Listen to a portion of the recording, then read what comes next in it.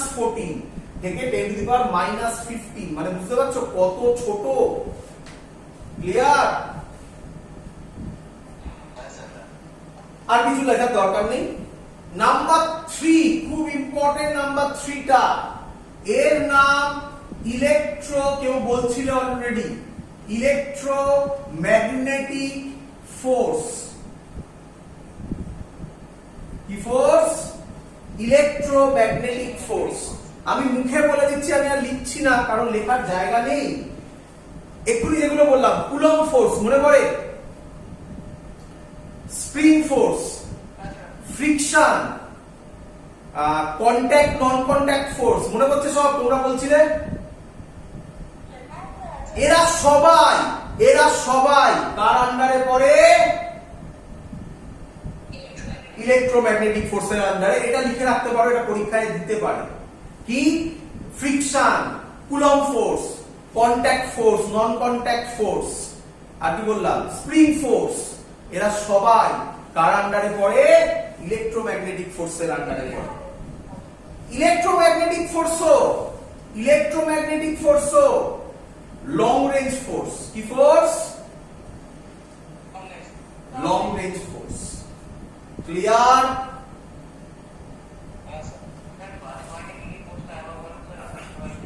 আরেকবার, আমি শুনতে পাইনি, আরেকবার।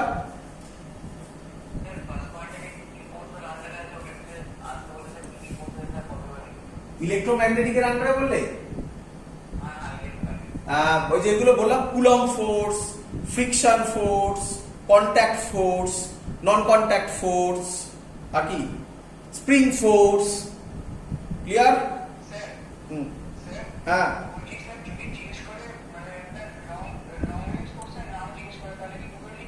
হ্যাঁ, না ওরকম জিজ্ঞাসা করবে না। হ্যাঁ, করলে দুটো লিখতে হবে, জিজ্ঞাসা করবে না ওরকম কোশ্চেন। ক্লিয়ার? এখান থেকে মেইনলি কোশ্চেন দেবে, write down the name of the basic fundamental forces. এর মধ্যে সবথেকে উইক ফোর্স কোনটা, সবথেকে স্ট্রং ফোর্স কোনটা?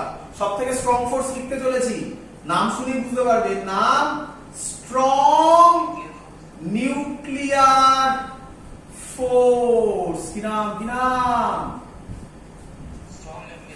Strong nuclear force. তোমাদের মনে পড়ে এক্ষুনি কোশ্চেন করেছিলাম তোমাদের, নিউক্লিয়াসের ভেতরে কে কে থাকে? প্রোটন আর নিউট্রনের মধ্যে, ভালো করে শুনবে, প্রোটন আর প্রোটনের মধ্যে রিপালসিভ ফোর্স কাজ করার কথা। তাহলে তো নিউক্লিয়াসটা ভেঙে যাওয়ার কথা। বলছেন না, ওটা ভাঙে না, কারণ ওই সময় প্রোটন নিউট্রনে কনভার্ট হয় আর নিউট্রন প্রোটনে কনভার্ট হয়, এক ধরনের পার্টিকেল এক্সচেঞ্জ হয়। সেগুলো নিয়ে ডিটেইলস আমরা ক্লাস 12 এ পড়ব। এক ধরনের পার্টিকেল এক্সচেঞ্জ হয়। হ্যাঁ, না না, রিপালশন হয় না, বলছি আমি, আগে বলে নিই, আমি পুরোটা শুনে নাও। তখন ওদের মধ্যে এক ধরনের ফোর্স কাজ করে, প্রোটন আর প্রোটনের মধ্যে, সরি ভুল বললাম, প্রোটন আর প্রোটনের মধ্যে কি ফোর্স কাজ করে? Repulsive force. বাট সেই সময় নিউক্লিয়াসের ভেতরে, রিপিট করছি, নিউক্লিয়াসের ভেতরে, ইলেকট্রনে কিন্তু হয় না। ইলেকট্রন কি নিউক্লিয়াসের ভেতরে থাকে? তাহলে ইলেকট্রনে হবে না। কোথায়? নিউক্লিয়াসের ভেতরে।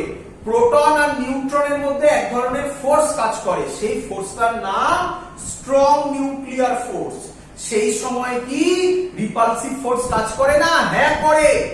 বাট স্ট্রং নিউক্লিয়ার ফোর্স এত ডমিনেট করে, তার ভ্যালু এত বড় যে রিপালসিভ ফোর্স তার কাছে নেগলেজেবল হয়ে যায়। ক্লিয়ার? চলো, স্ট্রং বানান ভুল লিখেছি, STRONG হবে, স্ট্রং নিউক্লিয়ার ফোর্স। ক্লিয়ার? আচ্ছা, আরেকটা ইম্পর্টেন্ট কথা, এটা চার্জের উপর ডিপেন্ড করে না, চার্জ ইন্ডিপেন্ডেন্ট। চার্জের উপর ডিপেন্ড করে না, চার্জ ইন্ডিপেন্ডেন্ট। কেন? কারণ প্রোটন আর নিউট্রনের মধ্যে কাজ করে। প্রোটন তো পজিটিভ, নিউট্রন তো নিউট্রাল। ক্লিয়ার? আর কিছু জানার দরকার নেই, এনাফ। এবার তাহলে আমি কোশ্চেন করছি, তোমরা অ্যানসার দাও। এই কোশ্চেন গুলোই থাকবে। বলো সবথেকে স্ট্রং ফোর্স কে? Nuclear force.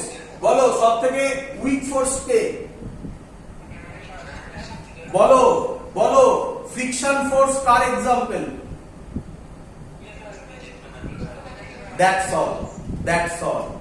এর একটা যদি আমরা রেশিও করি, এর স্ট্রেংথের উপর দাঁড়িয়ে লিখে দিচ্ছি, মনে রাখতে পারলে ভালো, না মনে রাখলেও কিছু যায় আসবে না, লিখে রাখো, বইতে থাকে তাই লিখে দিচ্ছি।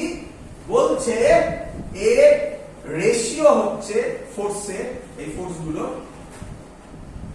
সব থেকে উইক কে? হ্যাঁ বলো।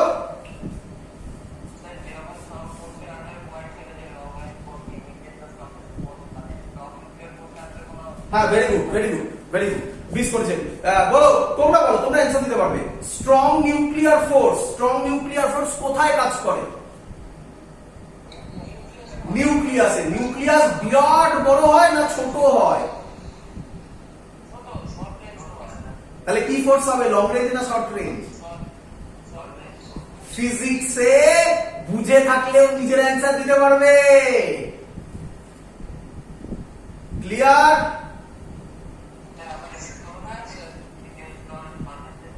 হ্যাঁ, আবার বলো।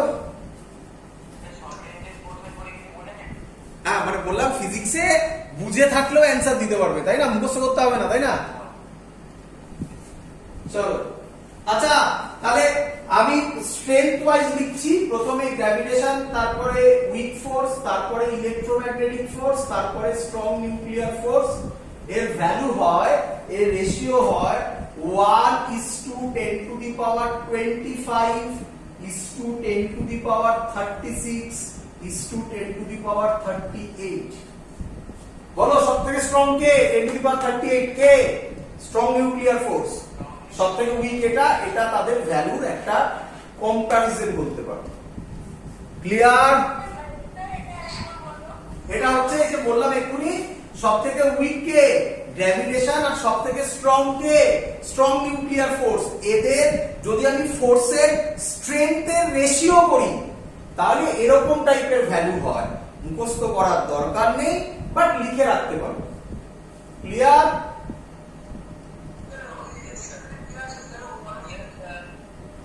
হ্যাঁ বলো।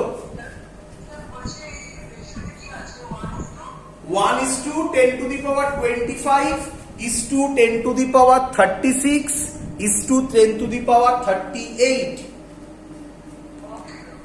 চলো, আচ্ছা তো ফার্স্ট চ্যাপ্টার কমপ্লিট। আরো কিছু আছে দেখবে বইতে, অনেক বইতে লেখা আছে ফিজিক্স এন্ড টেকনোলজি, এসব গল্প লেখা আছে।